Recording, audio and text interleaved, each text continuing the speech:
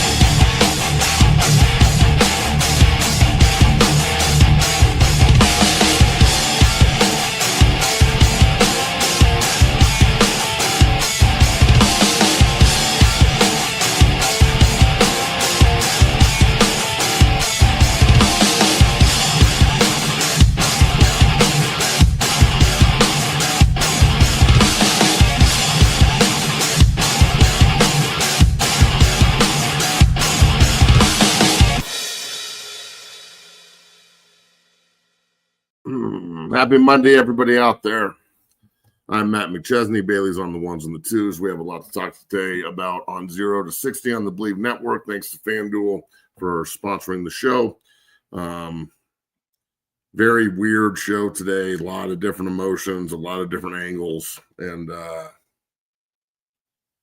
man, I'm going to really try not to be super pissed off, to be honest with you. But I can't guarantee anything. So, Bailey, let's get started on this just awful, the worst sports weekend that I can remember. Yeah, I mean, completely frustrating for sure, Matt. And we got a lot to address here on 0 to 60, the premier show for Colorado Buffaloes football coverage, brought to you by FanDuel, the Believe Network, and Delete Me. Matt, we're going to waste no further time and get into it here. We have former Colorado quarterback Bobby Pesavento joining us here in about 10 minutes or so here, and can't wait to have him get his perspective on the shit show that just happened this weekend. I'm gonna keep it real here. But Matt, let's go ahead and dive into your takeaways from Colorado's historically bad performance against Utah. I mean, you're down 40 points at halftime. I mean, I've never been this is one of the worst performances off a bye and just in general I've seen in a really long time in college football. At halftime, you're negative in the total yards category and negative in the rushing yard. Like, this is – I mean, the stats tell it itself. You finish with 140 total yards, 38 rushing yards. That's unacceptable. Continuing on historically bad performance, Warren Sapp is getting all kinds of heat from kicking over pylons pregame. Yeah, this shit needs to stop, especially with Coach Prime walking around putting them back. And Coach Prime having to go pick it up here. I mean, it's really, really questionable what the hell is going on. Looking in the game here, there's a lot of different clips that have come out of Coach Prime yelling at Coach Livingston, seeming extremely frustrated with the performance. There's a video going around of Caden Salter getting a play call and seemingly questioning it, like, what the hell? And then the play call, actually, I don't know if you saw this, Matt, and you can kind of dive into this, but Jordan Seaton was out blocking wide, and they had 4 down linemen. So I don't know. You can dive into that. It beats me. I don't know what the fuck they're doing here. But Matt, Colorado loses 53-7 against Utah, and a historically bad performance. One last thing I will note: Coach Sanford tweeted this out. He said, "This reminds me of the 2022 CU Utah game, also the 2023 CU WSU game. This is as bad as it gets," and that's coming from Coach Sanford. Yeah, but the difference is those two teams had, like, Shedeur didn't play in 23 in Pullman, and we were at the end of a shitty year. Okay, I get it. That was a bad game. At least they tried. Sure. In 2022, the Utah game that Coach Sanford is referring, we were at the end of a 1-10 season. They were 1-11 afterwards. They were playing a bunch of walk-ons. No one was there. That was the worst game I've ever seen, but they were so god-awful. I didn't see them go neck and neck with ranked teams all year. Georgia Tech and BYU are undefeated, and we should have beat both of them. Yeah. Bro, okay, look, Bobby's going to come on the show. Bobby was there. He was in the booth with Coach Barnett. I had to text Coach Barnett and make sure he was okay. Fuck. I'm not mad, dog.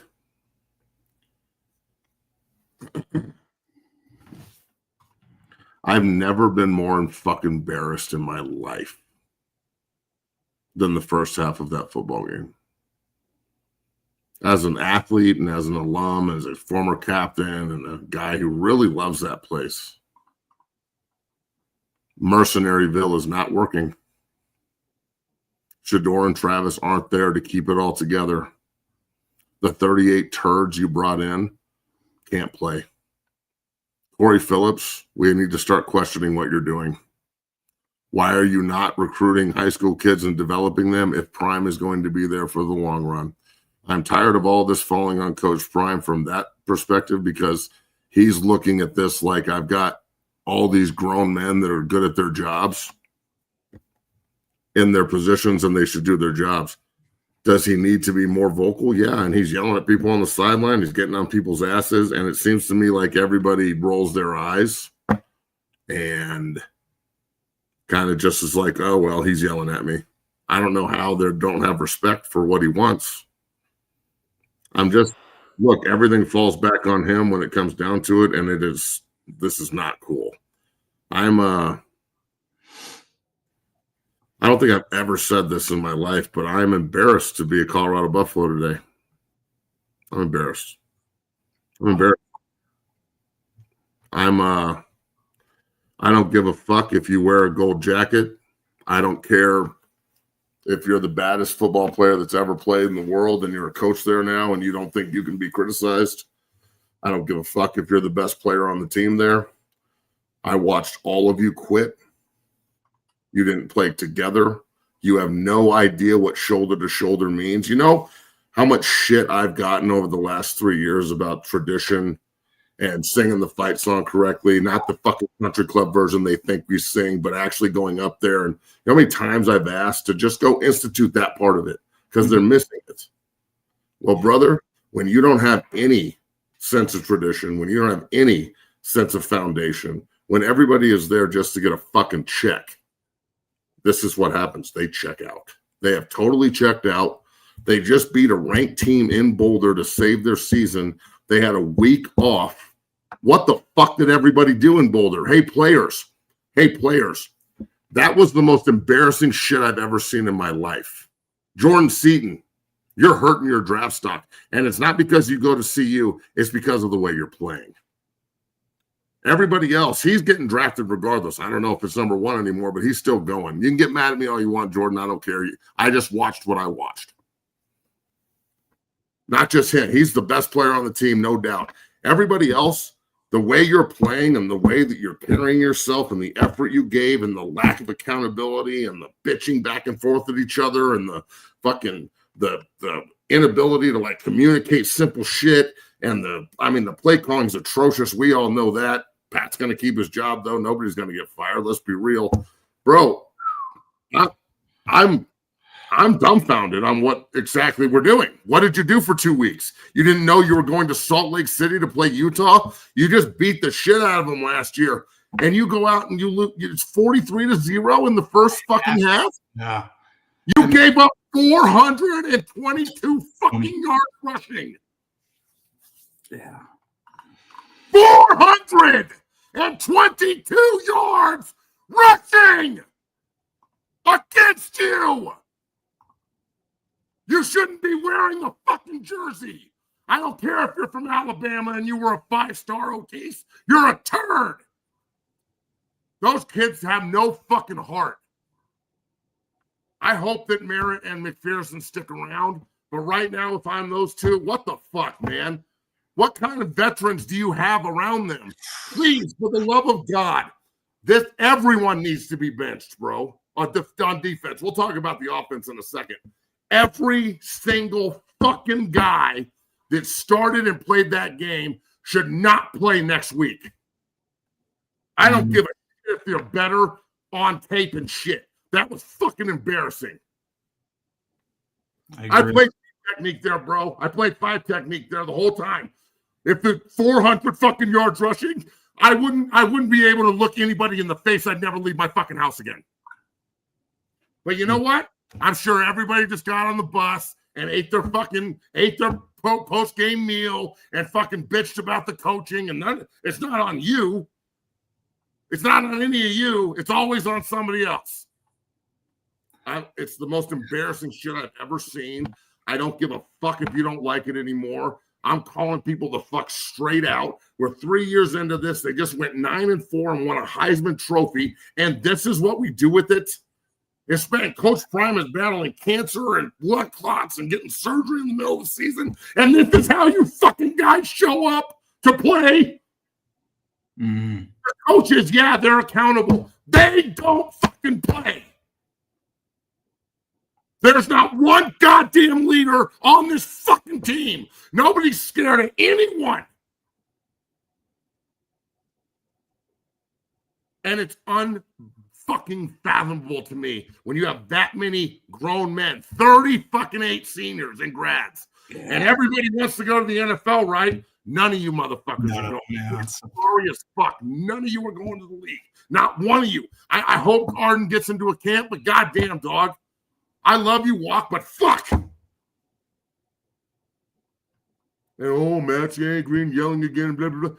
Do you want me to just not give a fuck? I mean, exactly. Everyone not give a fuck. And I'm tired of this match. You go up there and coach. They don't want me around. Yeah. Somebody might get held accountable or coached. Here's what I'm going to say.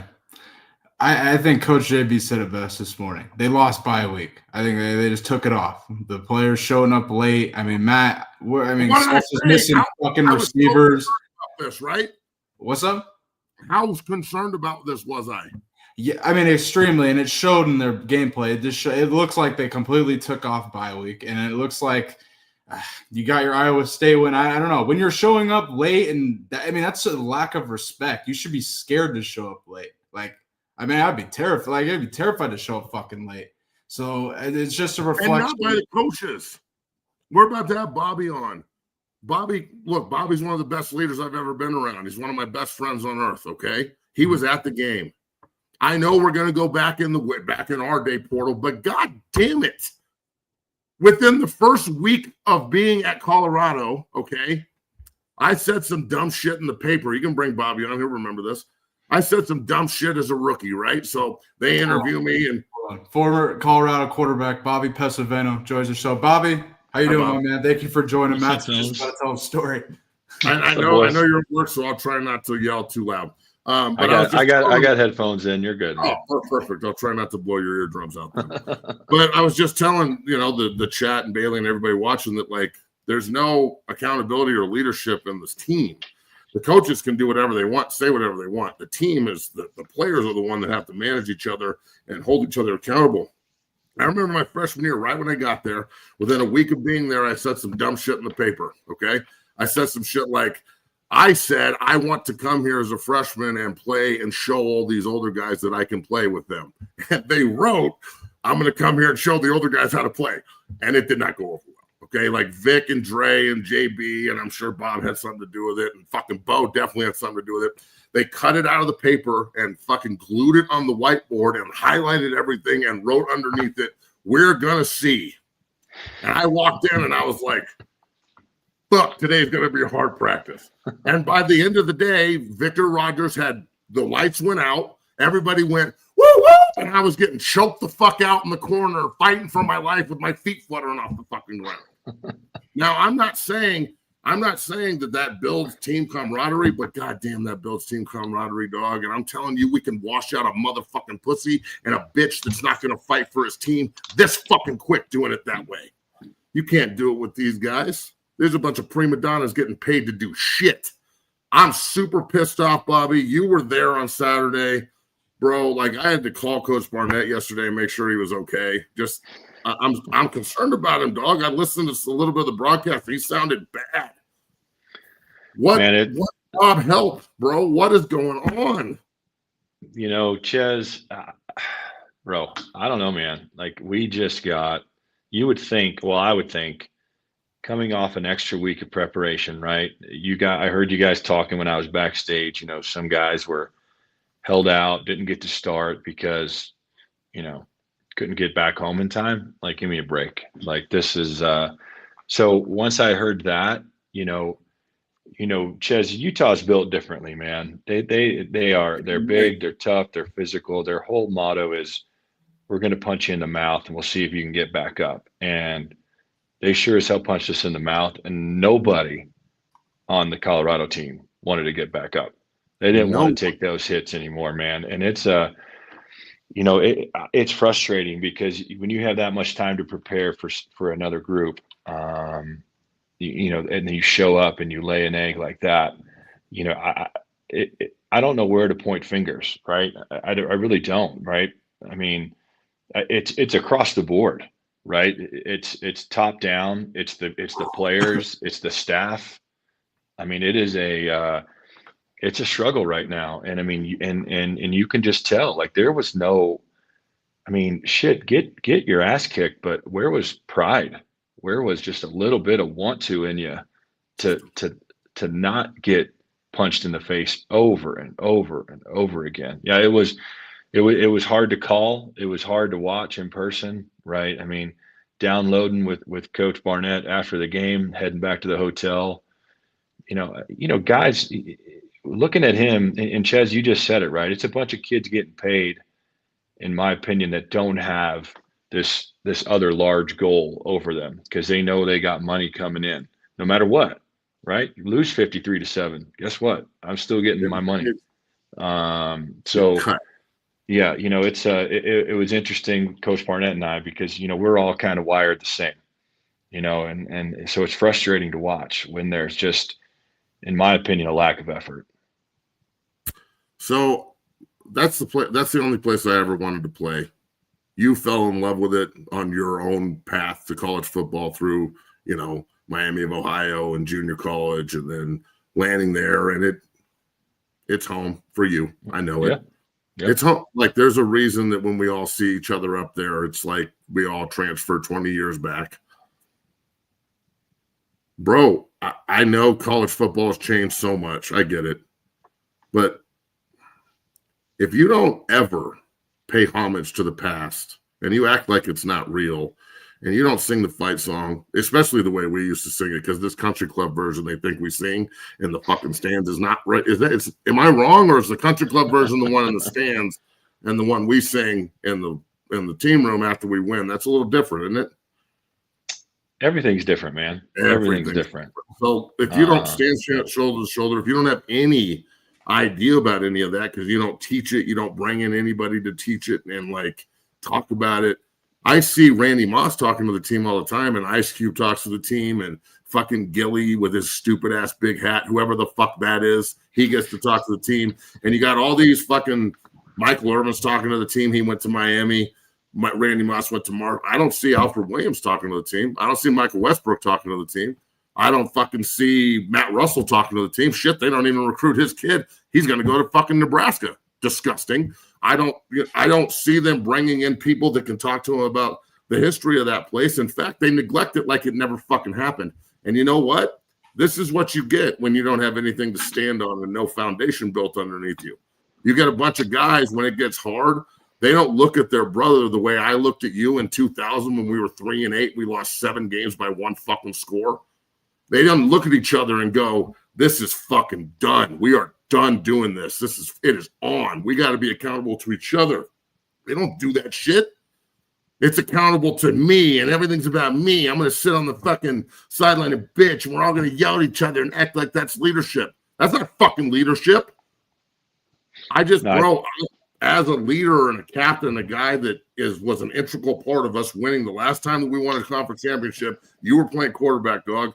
We were 3-8 the year before, the same exact team minus Ashworth and fucking Brady McDonald and Anwan won the Big 12 the next year. What is going on up there? Do these kids, are you telling me this generation of player has no fucking heart whatsoever? How did we find the 38 transfer portal kids that don't give a shit? Well, I think I think. Well, let me back up one thing. I don't think they care about the history because look at the staff, man. It's a bunch of NFL guys. It's not guys that have coached in college for 20 years and get the grind and get what it's all about, right? It's a different game, right? In the NFL, the hashes are this far apart, right? You go the game's played in the middle of the field for All four time. quarters, right? You get in college and that thing spreads out, and now you got to defend a field as a defensive coordinator instead of just worrying about half and half. Now you got 3/4 of a field you got to defend. It's different. You're not used to it. So the fact that, and I say that because they're all NFL guys, like, what do they care, right? They come from a world where who gives a shit if it's the Bengals or the Bears or the Lions, right? They're showing up to coach ball. They don't care about the history of some NFL franchise. So I think that mentality has been brought down to where we are right now. But you would like to think, right? And then I'll now kind of go back to the last thing you said, Ches, right? I think we were great in 01 because we just had a bunch of dudes that were just tired of it, tired of losing, right? And Coach Barnett talks about it too, right? It was a player-led football team. And that's what you need. Any team that's good has a group of guys that just says, this is what we're doing, and you better get on board. And if you're not on board, you're going to fall off real fast. And I just don't. Yeah. And I don't know if it's right. It's hard from the outside to say, are the kids wired differently? Is it just the way they're approached by the staff? Right. I don't know that. I don't have the answer to that. But when I look at what happened on Saturday night, I think the kids are wired differently, right? There's no emotion on the sideline. There's nobody getting pissed off at one another because they're getting rolled. There's none of that. It's just, okay, well, here's another possession. Let's go see what happens, right? Where that would have never flown, on our squad, or not just ours, like any team that's successful. And that's not going on right now at the Ohio States of the world, the Indianas of the world, the Alabamas of the world, right? They're not just sitting around hoping that their coach is a genius and he just puts them in the right place every day they walk out there, right? Guys are accountable and they're taking accountability for it. And that's the thing. I mean, you can have the best coach in the world. You have terrible players. He's a bad coach. You could have the worst coach in the world. You have great players. I mean, Ed O won a fucking national title and went undefeated because he had the baddest motherfuckers alive. Not because he's a great coach. Let's be real. You should go back to LSU. Shut the fuck up. Look. I'm gonna bring this up too. You were gone in 04, obviously my senior year, but in the offseason before 04, we lost Coach Barnett for the entire offseason. Very similar to what just happened to Prime, just different circumstances. Yep. And the men on that team, I was the only defensive senior, which was crazy, but still, somebody's got to fucking lead. And Klatt and, Wilder and all the guys on offense, Purify, we made a point like, people are going to count us out. No one's going to give us a fucking shot. We got to play for Gary. I fucking love that man personally. He's like a father to me. There's no one's ever had my back more than my own family, than him and Coach Wilson. So all I hear in Boulder, Bob and Chat and everybody else, is how much all these guys love their coach and how much they fucking die for Coach Prime. And he's the reason they're in Boulder, and everybody loves him, and everybody's fucking on gaga about him, and it's all big family, and yada, yada, yada, yada. And he's got cancer, and his toes are falling off, and he's got to have surgery middle of the fucking year, and he's out there hobbling around, begging guys to fucking show up. And none of them come to his defense by playing hard. None of them seem to give a fuck. Nobody plays up to snuff. First round draft picks, huh? Jordan Seaton's the best tackle in America. Not the best tackle in America doesn't play on teams like this with offenses that do what we do. I'm sorry. I know that's going to piss people off. And that's maybe another point. People are going to get mad about what I'm saying. They're not going to hear anything I'm saying. They're going to be, oh, that McChesney guy's talking shit. Yeah, you gave up 420 yards rushing. Yeah, I mean, at the bottom line, right, if you just want to talk about ball, right, we got out-schemed and out-coached by, Kyle Whittingham's a great football coach. They have a great coaching staff, and they get those kids to play hard, right? And I knew walking into that game, right, it was either when they delivered the first punch, how are we going to respond? And we didn't respond. But and how could we not adjust? I mean, they weren't doing anything crazy on the defensive line. They weren't bringing like some creative blitzes or pressures. I mean, they were just flat out whooping our ass. So, and then you know, Coach Prime comes out afterwards. He's like, they blitzed the hell out of us. They blitzed you a couple of times. yeah, They not- I beat mean, the they were. shit out of us up front. There was no. They didn't just blitz us every play. No, and they weren't bringing more than 5. You know, it's not like they were bringing like max pressure, like 7 guys or anything like that. We just couldn't. We either A, we couldn't protect it, or B, we couldn't scheme it up to keep a tight end in protection or a back end protection to help out, right? And we never adjusted to it. And I mean, Salter was running for his life, man. I mean, he didn't have a chance back there on Saturday night, and we couldn't run the ball. So it's just. It's frustrating because I don't think you can. It's hard to pinpoint one thing, right? You can't say it's game plan, it's scheme, it's effort, because I don't know, right? Like maybe there was a great plan. The kids Utah just whooped our ass, or maybe it was a bad plan. The kids, you know, what I mean, from the outside in, it's hard to say. It's hard to say from the outside in, but right. When you just look at it, right, just with the football eyes and you watch it, that something is missing, whether it's leadership or the kid's desire to play or some sort of combination of both of those things working together. So what do you think about them not showing up for the coach they say they love? Everybody there, bro, 95% of the team is there because they're there to play for Coach Prime, not to go to see you. Let's be real. Yeah, I agree. Why is it that the 95% on the field can't show up and support their coach and play like a man and play hard and give effort and simply give a shit? That's all I'm asking. Do I think we're going to win every time we go to Salt Lake City? No. We haven't won there since the first year in the Pac-12. We ain't in the Pac-12 no more. That place is a fucking it's a really hard place to win. But Jesus Lord, can we just try a little? Especially for your coach. Yeah, I mean, so then I think that goes back to questioning, like, how hard do these kids want to play and how competitive are they? Because I've never walked off a field 53-7 in my life, ever. I played with dudes that wouldn't let that happen, no matter what. They wouldn't let it happen. Like, there might be a team better than us, and they might have that day against us, but 53-7 isn't happening. We ain't gonna quit. No.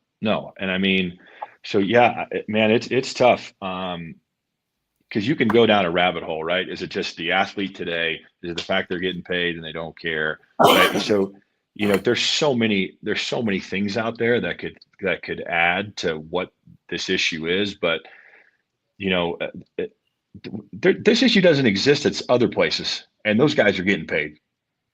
Yep. Right. They're showing up. Standard at other places. They figured out how to mix the NIL and business with the tradition of the institution, and the guys buy in, right? And here they came in and they said, "Fuck the tradition." If it happened before Coach Prime, it didn't happen, and now they have nothing to fall back on when shit gets hard, bro. I mean, well, in 2001, when we just lost to Fresno and we were 3-8 the year before, and everybody wanted Gary fired, and in the room we were like, okay, we got to fall back on what we actually do at this place. We didn't show up in the first half. The second half, we dominated. We lost on the goal line. It is what it is. We've got to figure out how to move forward off of this, not let it crumble us. Is this the kind of game that crumbles the rest of the season, bro? Because, I mean, Arizona coming in, they have another bye after Arizona State. They have to go to West Virginia at 10 a.m. Fuck, that's going to be just as hard at playing at 10 o'clock at night. And then they've got Arizona State coming in on Senior Day. I mean, I know last week I said I was like, I think they could win out, and my optimism is gone. I don't know if it's crumbled, right? I think we're such a Jekyll and Hyde team that you could see a totally different group of dudes show up on Saturday against U of A, because I think it's happened from weekend, from game to game. So I don't think it's crumbled, right? Because there's still that opportunity's there to become bowl eligible still. And if you get to 6, somebody's taking Prime just because of who he is in a bowl game. So I think, it's not crumbled, because if we play to our ability, these games are winnable. The rest of the games, they are, because West Virginia isn't any good. No, they suck. But again, we got to go on the road, and we don't do that for shit. So I don't think it's crumbled, but they definitely have to find a way to bounce back and be a totally different football team this coming Saturday than they were last weekend. So you think if they go 6-6, somebody else hires Coach Prime with all these jobs open? No, I meant more if we get to 6, a bowl game's going to take us because of Coach Prime. Cool. Nah, that's what I meant. Thank you for clarifying to the meathead. My bad. I wasn't meaning. Listen, with the jobs that are open, his name's going to be in the mix. Yeah, that's right? true. I mean, even if it's not really in the mix, the media is going to put it in the mix no matter what. So he's going to be talked about. But I mean, don't get me wrong. If we lay 3 more eggs, I don't know. Nobody's going to want to hire him. He's got to prove that he can do it without Shedeur and Travis. Totally, yeah. Period. But now I think we've shown, sadly, what our weakness is.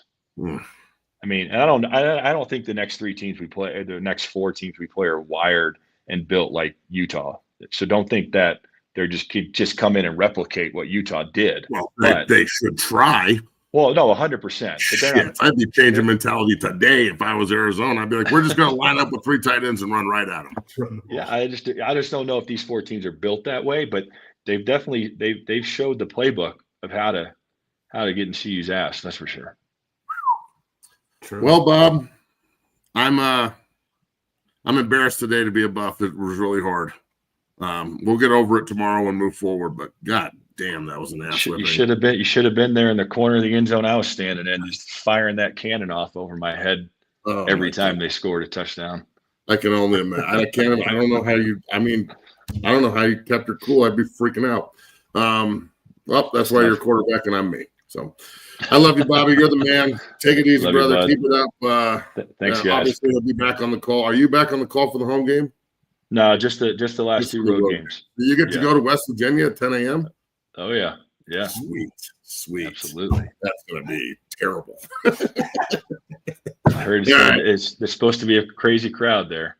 It'll be fun. They get to sing and shit when they win, and they got tradition and shit. That's cool. So yeah. All right. We love you. Have a good day. Thanks, guys. Later, boys. Peace. Take care, Bobby.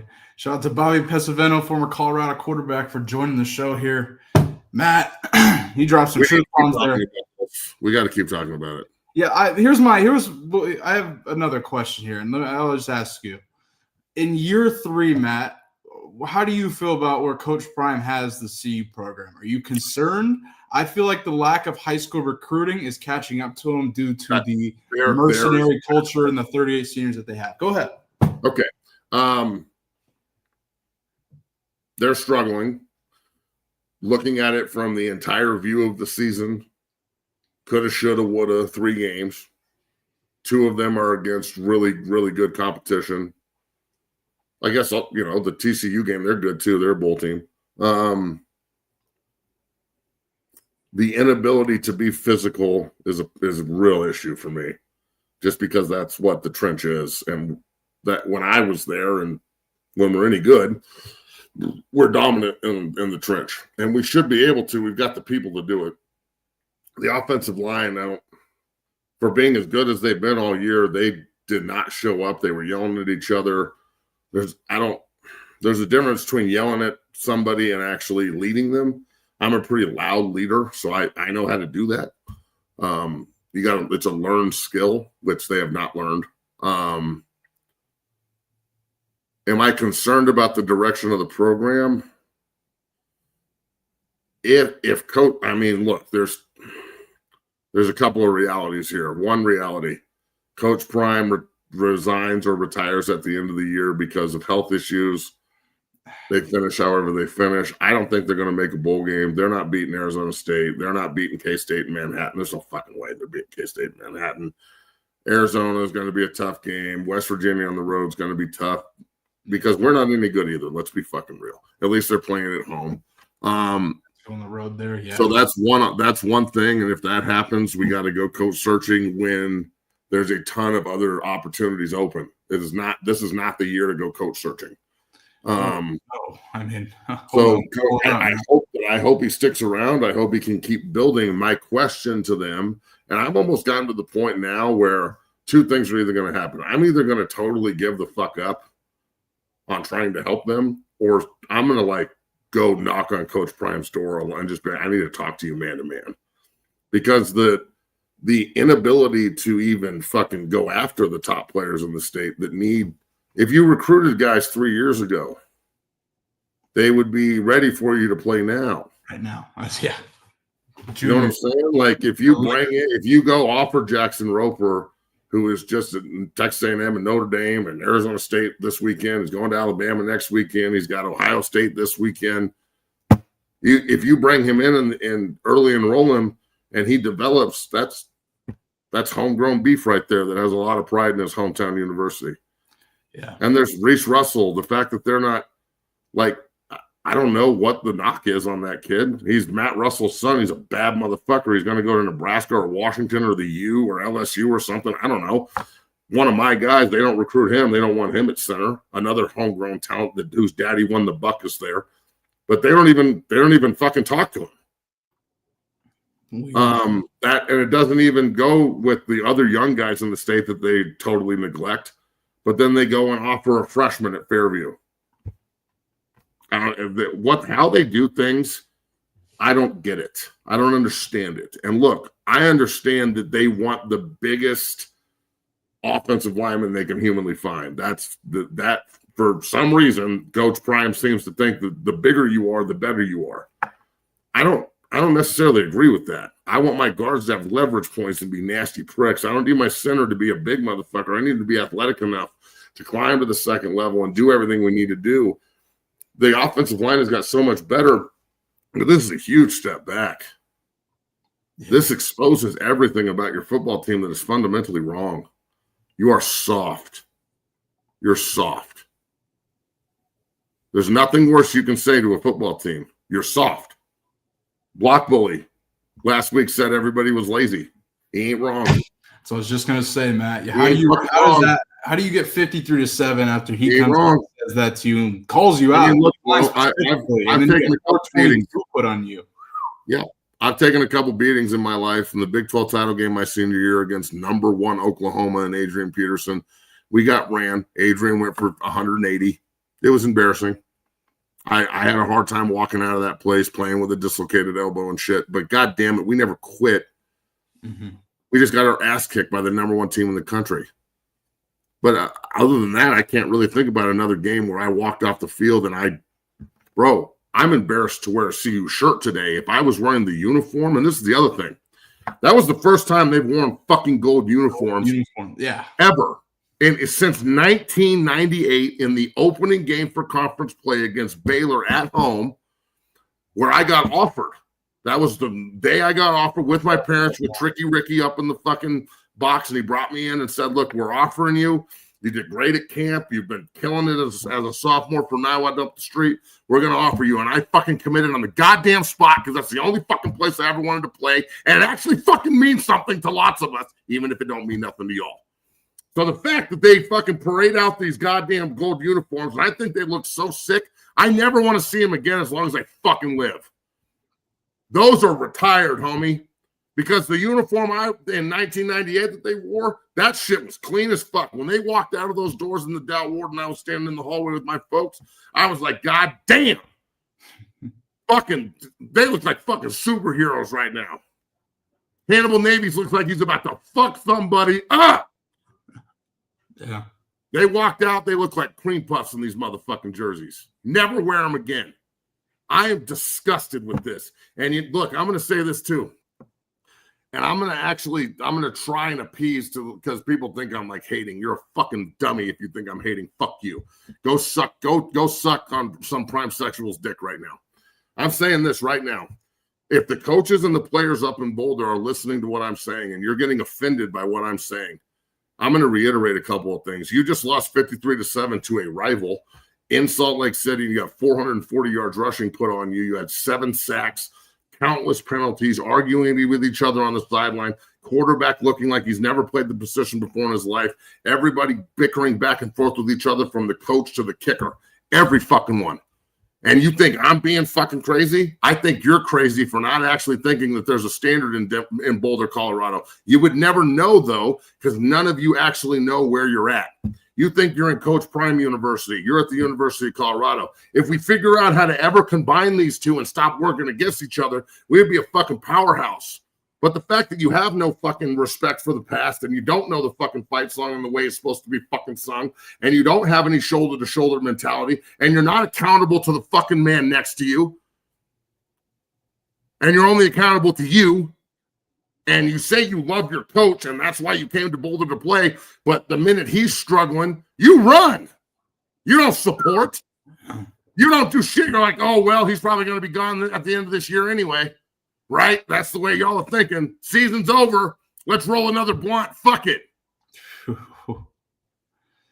So, yeah, you got a problem with what I'm saying in the recruiting department? Recruit the state. Give a fuck. You still haven't offered Jackson Roper as the number 1 player in the fucking state. There's so many examples. There's so many players all over the state that would die to play in that fucking place. But we want to go find what? Other people's trash? I'm sorry, but the majority of the people in the transfer portal are not good. Everyone thinks that you're just going to go find the next superstar in the portal. Yeah, 1 out of every 20 is going to be a starter. 1 out of every 50 is going to be a great player. Good fucking players don't transfer. Yeah. Unless something monumental happens or they lose their coach or some other shit. But good players usually stick where they're going. And I'm not talking about quarterbacks. There's only one of them. They couldn't identify a quarterback better than Salter for this system. You went out and got a run first quarterback to play this system? That's fucking stupid. Also, did we not just watch another team in our conference start a true freshman against us? Another question. And he's ready to play, and he goes the fuck off for 300 yards and multiple touchdowns and beats the shit out of us while our 5-star fucking freshman is standing on the sideline with his fucking hands in his pockets like he's cold and he just wants to get on the bus. Yeah. So whose fault is it? Is it Juju's fault for not really being able to play at this level? Is he too young? Have they not coached him? Yes. There's the answer. Mm-hmm. I'm sick of watching everybody else start true freshman quarterbacks against us and chop us up. If he's not ready, get him fucking ready. Seriously? You're the coach. He's making $1 million a year. Yeah, why are we saving him? What, are we good? No, we suck. What are we talking about? Why isn't this kid fucking at least getting thrown to the wolves? Let's see if you can fucking play. Mm-hmm. Everybody else is starting freshmen. They're better than you, Juju. The kid at Utah is better than you, and the kid at BYU is better than you, and all these other freshmen playing, they're better than you in our conference, by the way. Yeah, because that's what the coaches are saying. That doesn't piss you off. No, it doesn't piss him off. He got $1 million fucking dollars. I'm sure that I'm gonna get a text from you know fucking who. I can't believe you're talking shit. Well, I can't believe you can't fucking play. Do you even, or excuse me, you don't want to play. Let me reiterate, or let me retort. You don't want to play. You're just getting paid to. And I say this to guys all the time. I said this to a spoiled ass kid I had a fucking consult with last night. I wanted to slap his father, but I had to be businessman. I wanted to slap this motherfucker so hard. I just wanted to reach across the room and be like, hey, your kid's going to live with you till he's fucking 40, idiot. Mm-hmm. But that's neither here nor there. Maybe they got more fucking financial stability or mental clarity than me. But Nick ain't living here. He's got 1.5 years and you go. All I'm saying is, okay, There's guys, football players, that like football, and there's guys who need football. And the like football crowd, when it's not fun anymore, and when it's 8:15 at night in Salt Lake City and it's cold, or it's hard, or you have to do another rep, or run another rep, or run another sprint, or hold your friend accountable.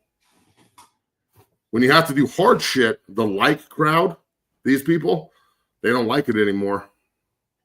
And it ain't fun no more. And they're going to clam up, and they're going to start closing down, and they're going to close up, and they're going to pull back, and they're going to be the guys in the back of the room snickering and talking shit like they know what the fuck they're talking about because they don't like it anymore. Yeah, I don't like this anymore. I don't want to do it. And then there's the need motherfuckers. And that's me. I need this shit. I had to have a fucking doctor tell me you're going to be in a wheelchair if you keep playing dummy in order for me to stop. Mm-hmm. I funnel every ounce of fucking life I have in me into the people I work with on a day-to-day basis. And the people that just like it don't get it.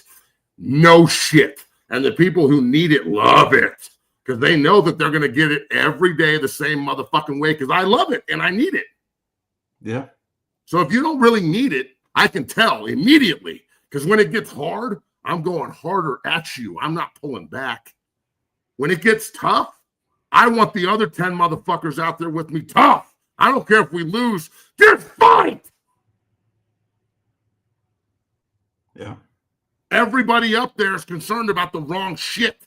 Good football teams are units that support each other. And then those individual units, after being supported and you play well, get to go play in the league if you're good enough. And damn, fuck, if you're good enough, everybody gets to go and get a chance. Damn near everybody I played with that had any balls at CU all got into camp and all had a couple of years in the league. Some guys played for 15. I just don't understand. Players, do you just not give a fuck at all? How do you show up against Iowa State and play the way you did and have a week off? What did you do when you went home? Let me guess. You got your back padded. You went and fucked old girl that you haven't seen since high school 5 or 6 times and thought that was fucking fun. I might as well stay here a little longer and be late to practice. How many blunts did you fucking roll? Probably a lot. How many fucking parties did we go to? How many goddamn bottle services did we have on Saturday night, knowing we had to be back in Boulder Sunday? Yeah, because you're selfish and you don't really need it, but you sure like that shit in the club, right? Some big booty bitch rubbing it all on you and like, oh, I'm special. Motherfucker, she'll do it to the next guy that walks in too, Demi. You ain't special. She's trying to get it, and she will. She can identify the dumb ones, and you're one of them. Thanks. So, dog, I'm over this shit. If you want to play at Coach Prime University, okay, fine. We need Shedeur and Travis type players. Mm-hmm. And I think Miller's really good. I think the other Miller kid is really good. I think we've got Seaton's a great player. Hill's a good. We've got individual great players. We play together like shit. And it seems to me like the coaches are annoyed with each other and they don't want to get yelled at because you're special. And the fucking players are annoyed with each other and nobody wants to lead. They just want to yell. And everybody's getting offended because you're special. Fuck your feelings. You just got beat 53-7. You gave up 420 fucking 2 yards rushing. Yeah, that's true. Maybe when you roll your blunt, you can talk about what has more. Is it 420 or 422? I don't fucking know. So, damn. Here's the reality of the situation. And I'm going to say this again, and I'm sure that all the fucking cowards in the comments that have problems, you're a coward for a fucking reason. I'm not talking to your bitch ass. You don't get it. You can either act like you like it, which fake enthusiasm I'll take at this point, or we can just try and find out the people in the room who are really there for football and not just there to get fucking paid and like get a degree and shit. Please, can you start honoring your own backyard and just recruit some of the kids hard? Not just an offer and a back pat like there'll be. You would be fucking stupid if you didn't come play for me. That's not recruiting. That's not the way you recruit a kid in Denver. And in Colorado, that's not going to fucking work. It's not going to work. So if you're not going to give any effort, they're not going to show any. You're going to be stuck with all these fucking mercenaries that don't give a fuck. No offense. None of them seem to give a fuck. I know that after the Iowa State game, whatever fucking rap song everybody was singing to, even the 4 white guys in the back that were like, can I sing to this too? And I'm like, yeah, just you might want to just go to your life. I mean, that's cool. I'm glad everybody's hyped, but that ain't the song, dog. Right. That ain't the song that's supposed to echo when you win. We're all supposed to come together and get that motherfucker hopping. And it ain't supposed to be the country club version. I understand that everybody up there thinks it's lame because they don't fucking know, and they'll never let anybody teach them either. So I'm right. I'm real close to like not giving a fuck, because the more I care, the more dickless pieces of shit over here in the chat and all the prime sexuals think I'm hating.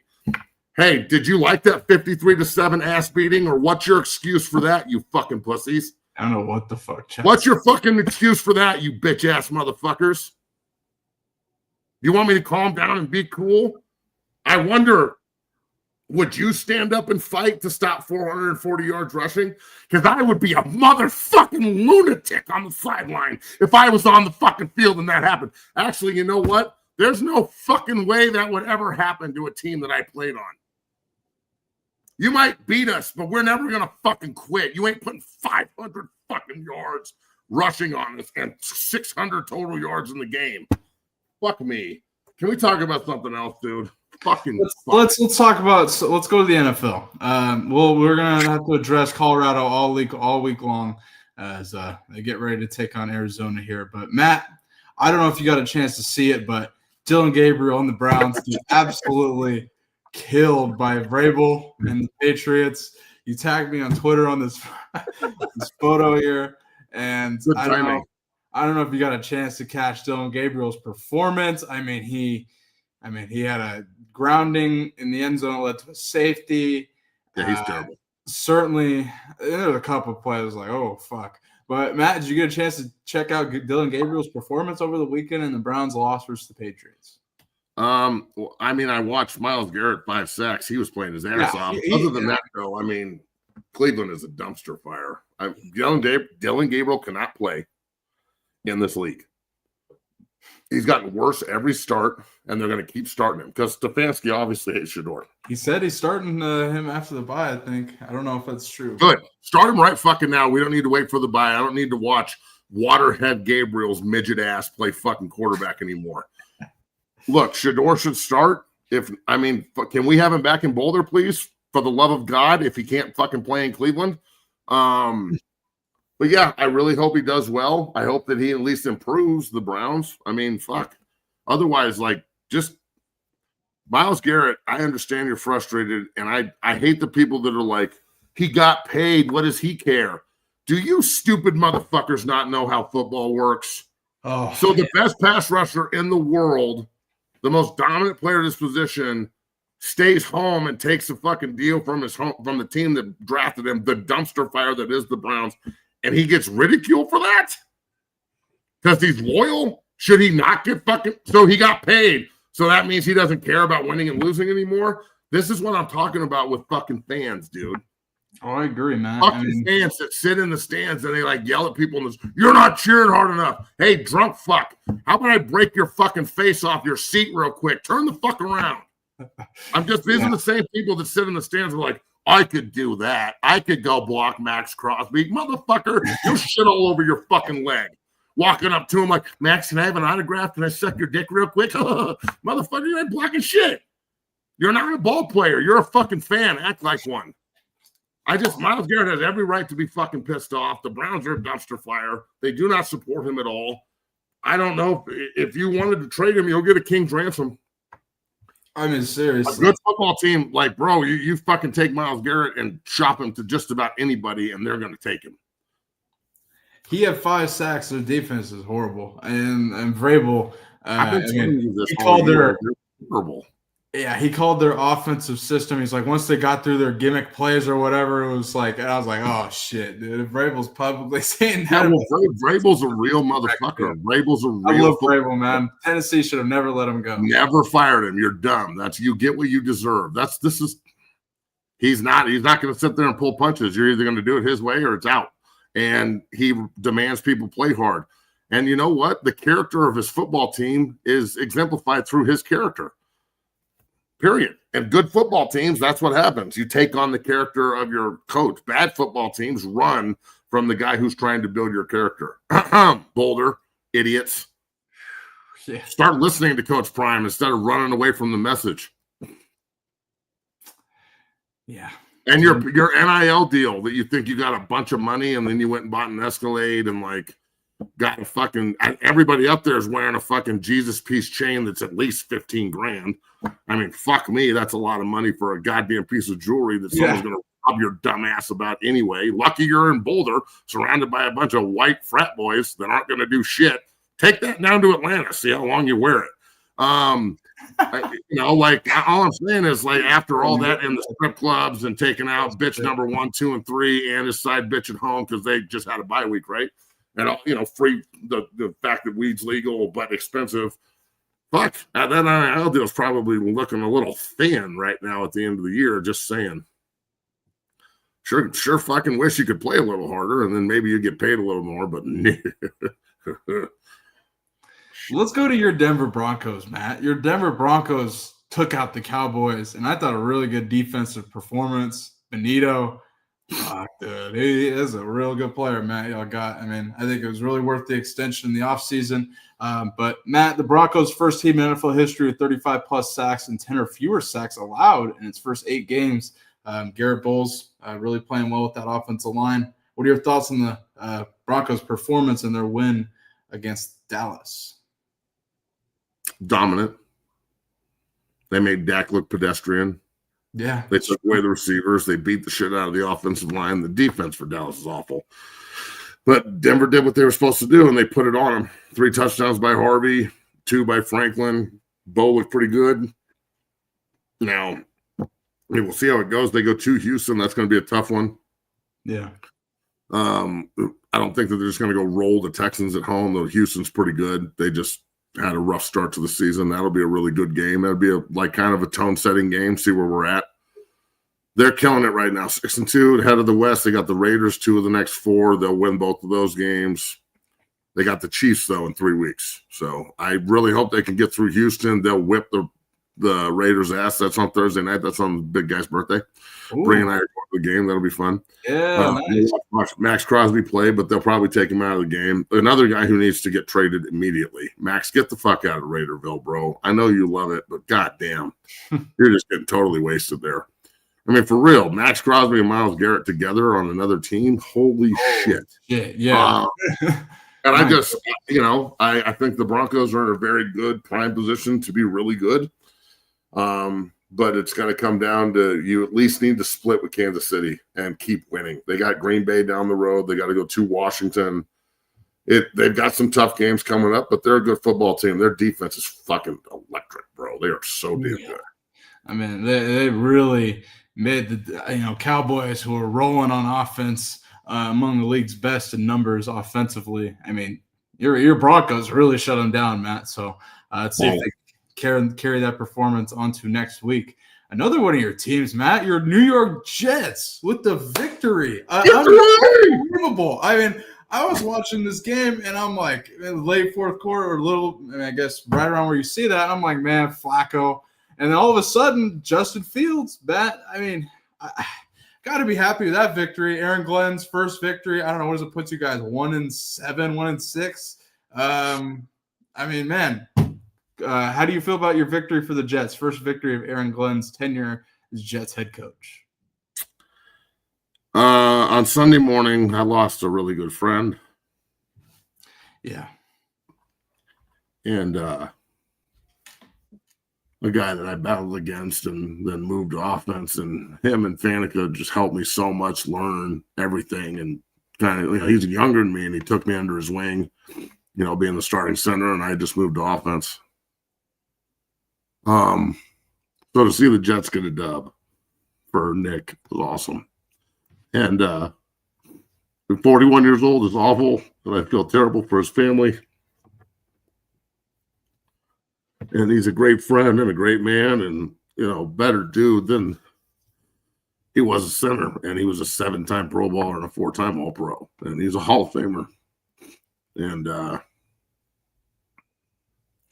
he posted that about needing a kidney transplant. I reached out to him, and it was a quick conversation, but I'm not type O, and I just told him whatever I can do to help, and there's nothing you can do. So talking to all my old teammates and Sean Ellis and Barton and Brick and everybody, Fanica, and everybody's got a story, and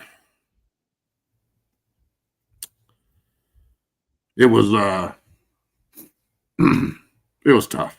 So I walked out Sunday morning after doing a consult, and the room's full of all the people there, and Bree just walked up to me and told me that he died, and it hit me pretty hard. So I'm praying for his family and for his wife and his kids, and 41's young, bro.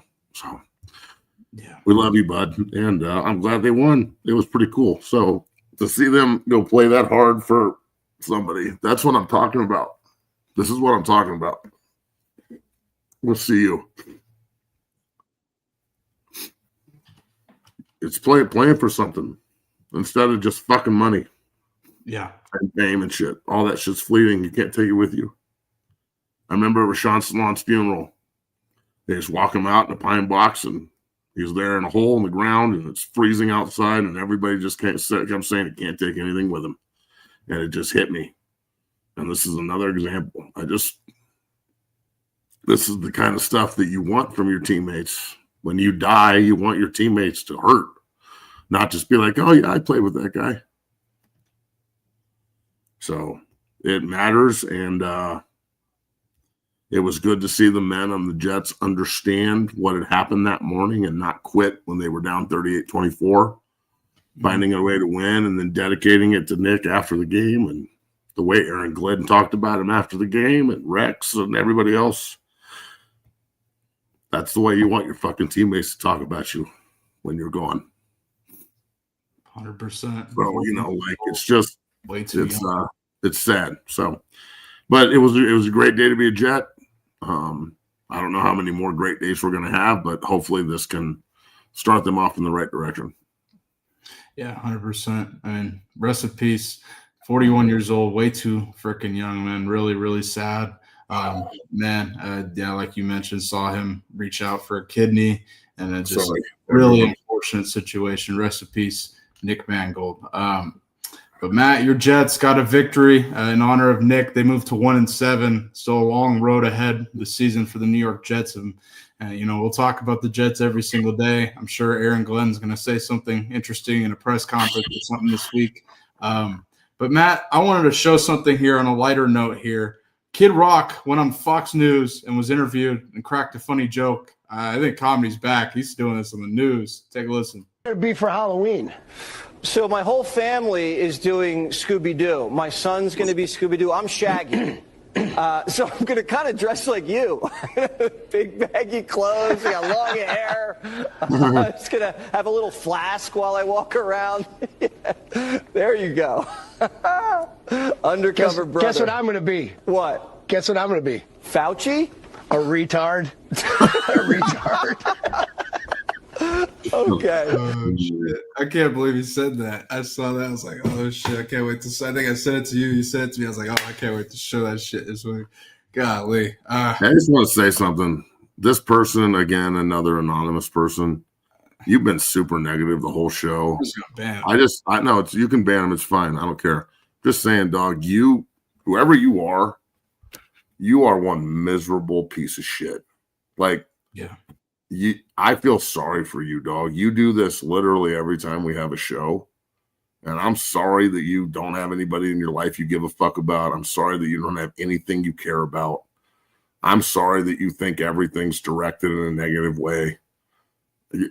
you are literally the most miserable piece of shit I've ever encountered on the internet before. We ban you over and over again. You come back with a different handle, a different anonymous handle over and over again. Like, dude, do you need someone to talk to, dog? Because this is getting to the point where it's like you're screaming for fucking help.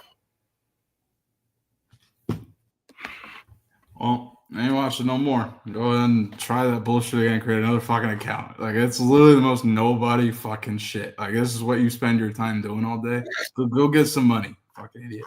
Matt, let's go. The government shut down, so they didn't get their fucking their check this month. So they're mad. Yeah, exactly. Literally. We got a great game tonight, though, Matt. Monday Night Football. Chiefs Queendom takes on the Washington Redskins here.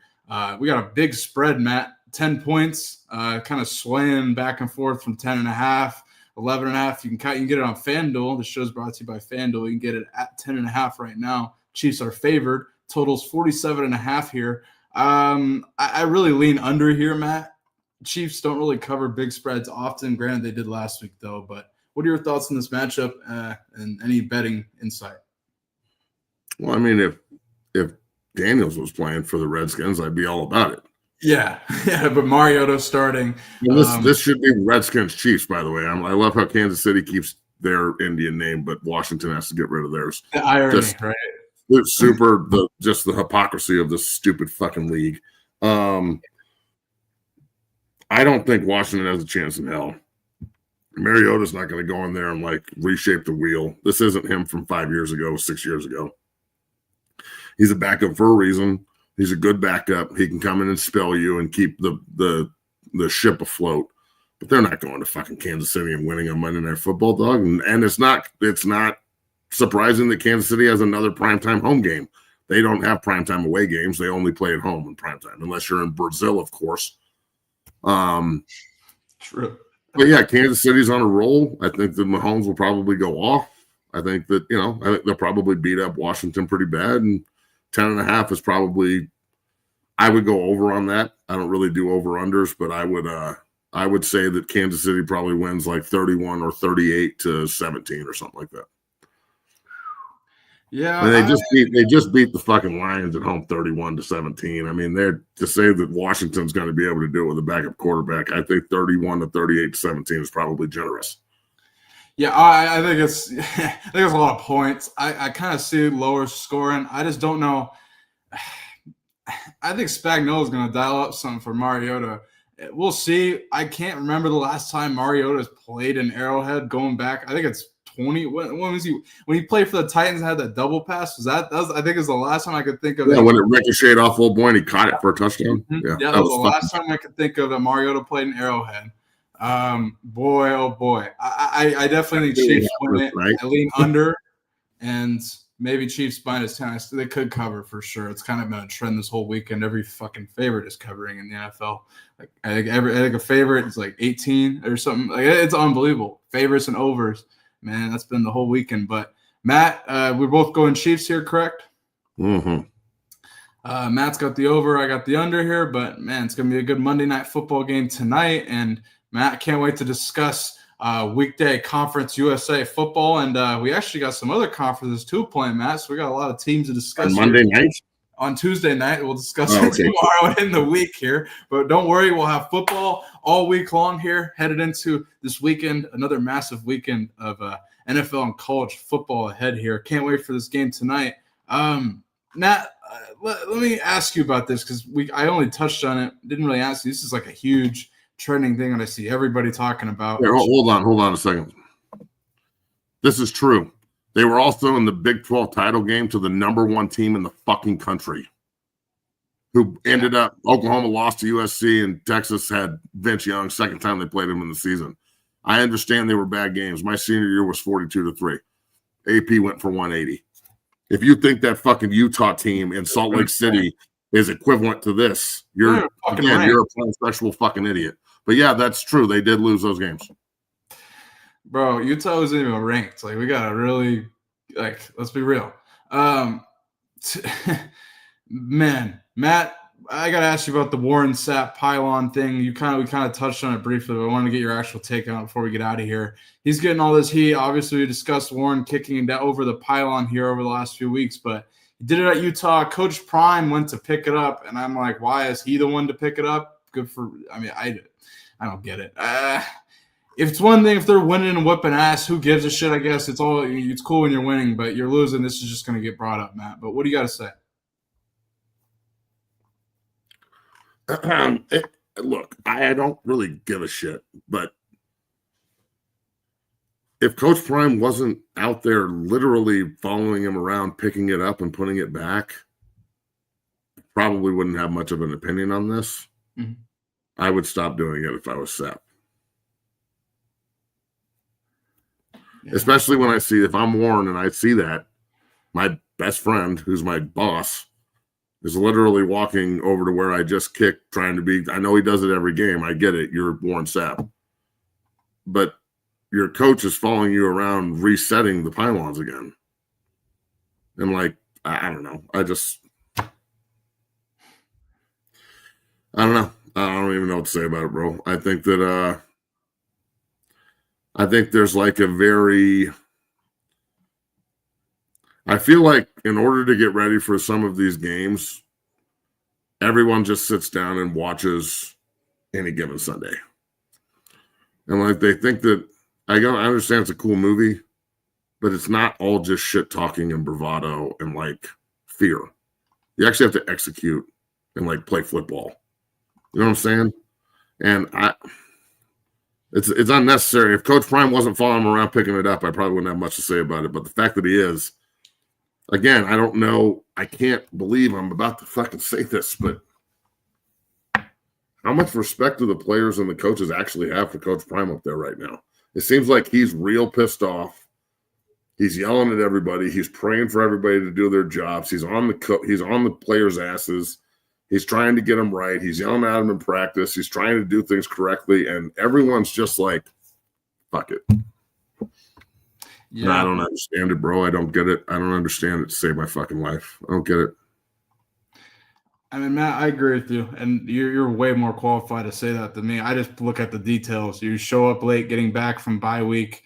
You go out, you have block bullies speak to you and literally call out the defensive line straight up and say, y'all play a little lazy. And then they put 420 on you. 400, right? God damn. This is, Matt, I don't know. It's shit stacking up here, so it's concerning where the program's at. Well, it's okay, so look, we've talked about, if we were in the meeting right now, we've talked about what happened. We all know. We've watched the tape. If the film room is not literally contentious, if the coaches are not motherfucking the players and the players are not responding and there's not pretty much a fist fight going on in the film room, you're in the wrong place.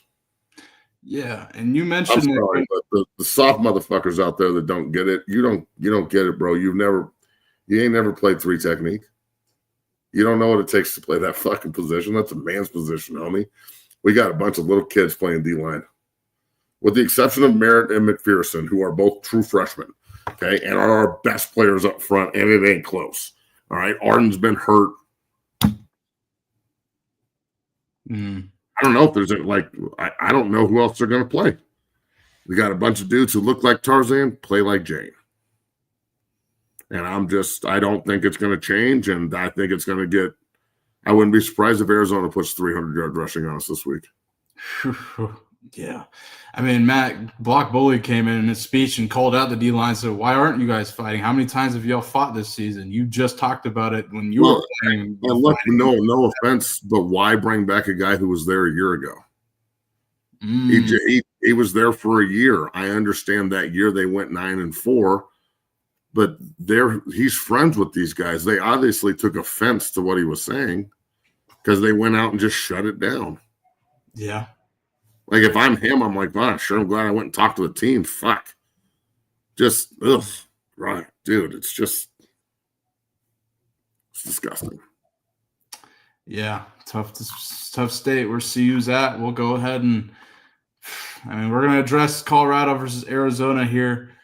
This week we'll preview it tomorrow and dive into keys to victory and dive into the future, Matt, because I don't know.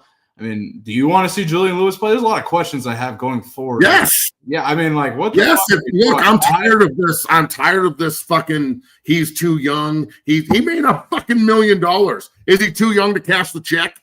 He's too young to fucking play. Why are we paying him $1 million fucking bucks? Yeah, seriously. If he's too young to play, why did we identify him and pay him $1 million?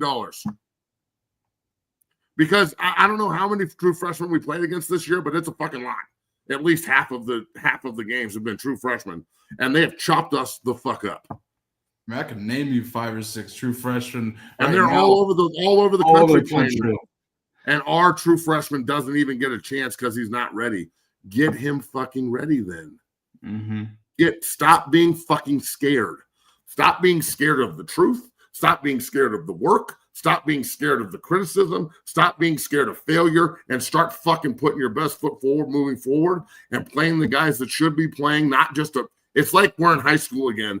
And the coach is like, well, I've got 38 seniors and they've all been here, so we've got to play them.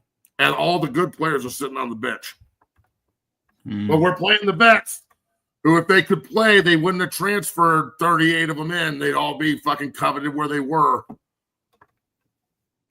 Well, I got to be honest, Matt. If they don't play Juju and like they're talking, Prime's talking, trying to get this kid Bryant in the class of 2027 and another quarterback in, and I'm like, why would he come there? Why would he come there? Well, if he, why would he come there? They're trying to fucking recruit at least, maybe. I don't know. Yeah, I'm concerned. We got to see Juju going forward, but here's a good question. Read this to everybody. SMNC 304 says, Matt, is there a way that you could be a consultant and help Coach Prime straighten this mess out? You shoot straight from the hip, although too much cursing sometimes. Thank you so much. I'm already doing it, bro. I literally talk to the coaches every fucking other day. We are going up this weekend. I'm taking 12 guys up to the game. They don't recruit them. They don't honor the state. They don't give a shit. Period. I don't care if they're listening. You can tag me on it. I'll fucking say it to them like I do every week. Roper's going to Utah this week to watch Cincinnati because CU hasn't offered him yet and they don't honor him. Number 1 player in the state. And this is not just him. It's last year's class and the class before that. Guys going to fucking A&M in Tennessee and fucking USC and fucking everywhere else, Oklahoma and everywhere else you can imagine. Those big motherfuckers sure would look good up in Boulder, all from Colorado. And I understand that everybody thinks Colorado's just full of a bunch of pussies. Come say it to me, motherfucker. I'm from Colorado. I played there. Ain't no pussy in me. So, yeah, do I curse too much? Yeah, but I'm pretty sure, and I don't mean to call out this hypocrisy, but I'm pretty sure just because I'm loud and curse, do they not have every rapper in the fucking country up there on the sideline? What do you think? They're singing the kid version? Yeah, you think everybody's singing the kid version in the locker room? Go watch a different show if you can't. There's no cursing in the locker room or all the fucking rappers that go up there. They hold their tongue, don't say motherfucker and bitch and everything else. I mean, come on, dog. Miss me with this bullshit. I agree, Matt. I mean, yeah, 100%. We will dive into Colorado versus Arizona preview this week and react to Monday Night Football tonight. Matt and I both got Chiefs, and Matt's got the over. I got the under. If you guys want to go play that, here the show is brought to you by FanDuel. Man, Matt, lots to discuss here on Colorado front. Any closing thoughts before we get out of here as we address the future of CU this week? I'm going to say this again, although I know it means nothing. It means something to Steve fucking Rothka. I know that. It means something to my fucking guys that watch. It means something to Lawrence Vickers. It means something to AB and Joe Sanders. It means something to fucking Sam Wilder and Sean Tufts. It means something to Ben Kelly. Yep. The pride and tradition of the Colorado Buffaloes will never be entrusted to the motherfucking timid and the weak. And the fact that that isn't written on the fucking team room wall and the first thing they see every day is the fucking problem. That was timid. It was fucking weak. And it is not what we do at Colorado. I can lose, and I'll lose with my head held high because I fucking sold out. I am not going to just sit back and act like this is fucking okay. Try and take what I'm saying and try and apply it to your fucking fanboy life out there, everyone listening. The pride and tradition. Have something in your life that you actually feel this passionate about. I dare you. The pride and tradition of the Colorado Buffaloes will never be entrusted to the timid or the weak. Stop acting timid and fucking weak. Or just go sit on the fucking bench and go get your degree, motherfucker. And let somebody else play. I wish we had 22 Charlie Offerdals.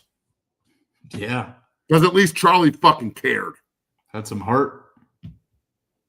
Last year's team, I don't know if they all were just led by Shedeur and Travis and they didn't have any other way to be, but they never showed up like this. Even when they got their asses kicked, Kansas beat the shit out of us. At least they played hard and tried to win. Right. I mean, come on, man. What in the fuck are we doing? And the players in the room, this is who you are. Because there's something in the world that's called tape. And brother, it don't lie. And right now, you're lying to yourself if you're not mad at yourself. So you can get as mad at me as you want. The prime sexuals can start a fucking petition. You can put shit on social media and tag the coaches. Look what this guy said. I did say it. I said it from my chest, and there ain't no anonymity around here, motherfucker. I'm saying what I mean. You anonymous motherfuckers, stay in your lane. Hopefully they can pull out of this, but right now, I don't know if I've ever been this concerned because this is year 3 with Coach Prime. Yep. This is a good football team when they've got their shit together. I've seen it. You don't lose 24-21, 27-20 to 2 undefeated teams and should have beat both of them if you're not good. They whipped Iowa State's ass at home. Yeah. I know they lost again to BYU. BYU beat them 41-27. BYU beat us 24-21, barely by the skin of their fucking teeth. True. If people forget that there's the reason I'm so upset, everyone, is because I see potential. And I've been told that this team's pretty good. Brian Howell said this team's a great fucking team except the quarterback. Well, what the fuck just happened? That doesn't just happen. That's part of you. That's quitting. That's not caring. And I'm sorry, but this isn't Colorado State. We actually give a shit. 100%, Matt. We'll be back tomorrow. We'll be back tomorrow to preview Colorado versus Arizona and continue addressing this, talking all things New York Jets, Miami Dolphins, Denver Broncos, all of Matt's teams, and so much more here on 0 to 60, the premier show for Colorado Buffaloes football coverage, brought to you by the Believe Network, FanDuel, and Delete Me. If you're watching, go ahead and pound that like button, subscribe, become a member. We had over 2,000 people in here on all platforms. We cannot thank you enough. For tuning in. Make sure to like that, hit that like button. Drop a super chat if you'd like to help the channel grow, and leave a donation. Nick definitely needs a new pair of Jordans or something, so go help him out there. And Matt will be back tomorrow. Anything else before we got here? We'll see you guys tomorrow. And enjoy your Monday. Enjoy the Monday Night Football, Queendom versus Redskins. The irony in that. We'll see you guys Tuesday, folks. Peace. Peace.